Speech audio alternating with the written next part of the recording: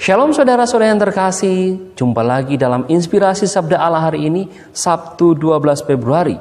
Semoga Anda semua sehat adanya dan yang sakit kita berdoa semoga segera dipulihkan. Mari kita mengawali dengan berdoa. Dalam nama Bapa dan Putra dan Roh Kudus, amin. Bapa yang Maha Baik, kami bersyukur kepadamu untuk rahmat yang kami rasakan sampai saat ini. Hadirlah bersama kami. Semoga sabdamu hari ini menginspirasi perjalanan hidup kami. Demi Kristus Tuhan dan Juru Selamat kami. Amin. Sabda Tuhan yang akan kita renungkan dari Injil Markus bab 8 ayat 1 sampai 10. Sekali peristiwa sejumlah besar orang mengikuti Yesus. Karena mereka tidak mempunyai makan, Yesus memanggil murid-muridnya dan berkata, "Hatiku tergerak oleh belas kasihan kepada orang banyak ini. Sudah 3 hari mereka mengikuti aku dan mereka tidak mempunyai makanan. Jadi, jika mereka kusuruh pulang ke rumahnya dengan lapar, mereka akan rebah di jalan, sebab ada yang datang dari jauh." Murid-muridnya menjawab, "Bagaimana di tempat yang sunyi ini orang dapat memberi makan roti sampai kenyang?" Yesus bertanya kepada mereka, "Berapa roti yang ada padamu?" Jawab mereka, 7. Lalu Yesus menyuruh orang banyak itu duduk di tanah. Sesudah itu Yesus mengambil ke-7 roti itu, mengucap syukur, lalu memecah-mecahkannya dan memberikannya kepada murid-muridnya untuk dibagi-bagikan. Dan mereka memberikannya kepada orang banyak. Mereka mempunyai juga beberapa ikan. Sesudah mengucap berkat atasnya, Yesus menyuruh supaya ikan itu juga dibagi-bagikan. Dan mereka makan sampai kenyang. Kemudian orang mengumpulkan potongan-potongan roti yang sisa sebanyak 7 bakul.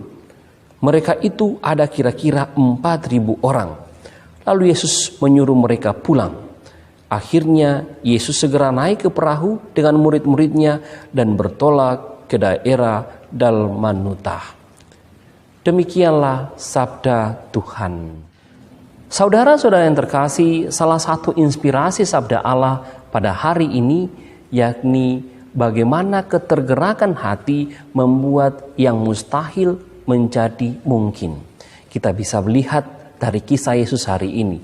Yesus tergerak hatinya menyaksikan begitu banyak orang yang datang padanya, mengikutinya sudah berhari-hari, tapi mereka tidak memiliki makanan. Yesus tidak mau meninggalkan mereka dalam keadaan lapar atau menyuruh mereka pulang karena mereka bisa saja terkapar atau jatuh di tengah jalan.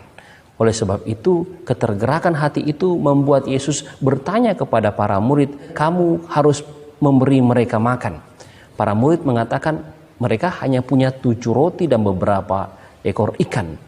Ketergerakan hati Yesus sekali lagi membuat Yesus mau mengadakan mujizat dari 7 roti dan beberapa ekor ikan itu memberi makan 4.000 orang yang dikatakan dalam Injil hari ini. Dan mereka semua makan sampai kenyang. Saudara-saudara yang terkasih, ketergerakan hati Yesus bisa menginspirasi juga bagaimana saya dan Anda sebagai umat beriman, pengikut-pengikut Yesus juga tergerak hatinya pada situasi sosial yang ada di sekitar kita. Kita tidak boleh menutup mata pada masalah-masalah sosial yang ada di sekitar kita.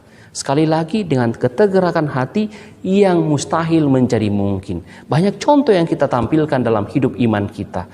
Dengan ketergerakan hati, kita yang tertutup bisa membuka diri kepada orang lain.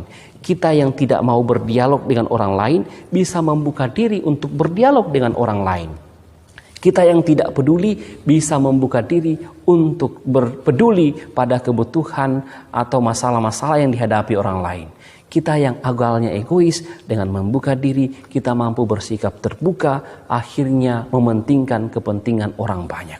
Lihatlah, ketergerakan hati memungkinkan kita untuk lebih berkembang dalam iman. Tidak cukup iman itu hanya ditampilkan untuk pribadi kita sendiri, tetapi kita perlu ungkapkan dalam kehidupan yang real, dalam kehidupan nyata. Dan iman itu dimulai dari mana? Dari ketergerakan hati untuk mau bergerak, menunjukkan iman kita dalam kesaksian hidup sehari-hari. Tuhan Yesus memberkati kita semuanya. Amin. Mari kita tutup dengan doa. Bapa yang Maha Baik, kami bersyukur dengan sabdamu hari ini kami kau ajar untuk tergerak hatinya sebagaimana Yesus Putramu. Sehingga kami tidak menutup mata pada masalah sosial, tetapi kami mampu juga mewujudkan iman kami di tengah masyarakat untuk menciptakan masyarakat yang lebih baik, masyarakat yang lebih sejahtera. Bantulah kami ya Tuhan dalam kehidupan kami ini untuk menjadi saksi-saksi-Mu. Demi Kristus Tuhan dan Juru Selamat kami. Amin. Tuhan bersamamu dan bersama rohmu. Semoga saudara sekalian diberkati oleh Allah yang Maha Kuasa, Bapa, Putra, dan Roh Kudus. Amin. Terima kasih saudara-saudariku yang telah mendengarkan Sabda Allah dan renungan hari ini. Saya, Pastor Marcel Lolotandung, mengucapkan berlimpah terima kasih kepada Pastor Antonius Mikael. Semoga Pastor senantiasa diberkati Tuhan dalam setiap aktivitas dan pelayanannya. Amin.